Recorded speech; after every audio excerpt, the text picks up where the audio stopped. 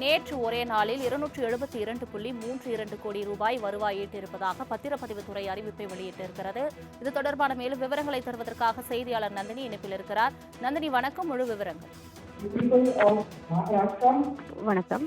நேற்று ஒரே நாளில் 272.32 கோடி ரூபாய் வருவாயை ஈட்டப்பட்டிருப்பதாக பதிவுத்துறை சார்பில் தற்போது அறிவிப்பு வெளியிடப்பட்டிருக்கிறது.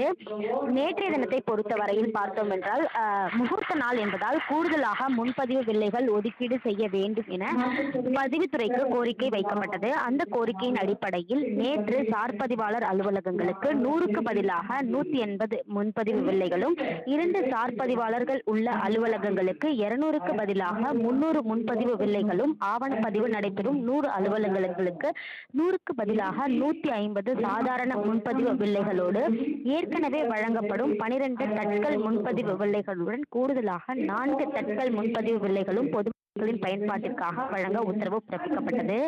அந்த வகையில் தான் 2025-26 நிதியாண்டில் இதற்கும் அதிகமாக நேற்றைய தினம் ஒரே நாளில் 27,440 ஆவணங்கள் பதிவு செய்யப்பட்டு இதுவரையில்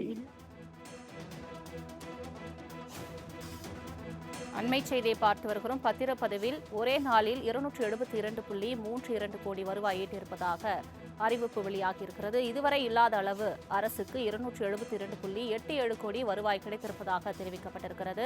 சார் பதிவாளர் அலுவலகங்களில் கூடுதல் டோக்கன் விநியோகிக்கப்படும் என்ற அறிவிப்பு வெளியானதை அடுத்து நேற்று ஒரே நாளில் 272.32 கோடி ரூபாய் வருவாய் கிடைத்திருப்பதாக தெரிவிக்கப்பட்டிருக்கிறது.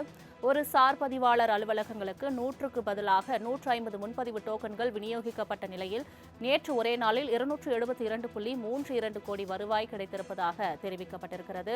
2 சார் பதிவாளர்கள் அலுவலகங்களுக்கு 200க்கு பதிலாக 300 டோக்கன்கள் விநியோகம் செய்யப்பட்டதாகவும் கூறப்பட்டிருக்கிறது.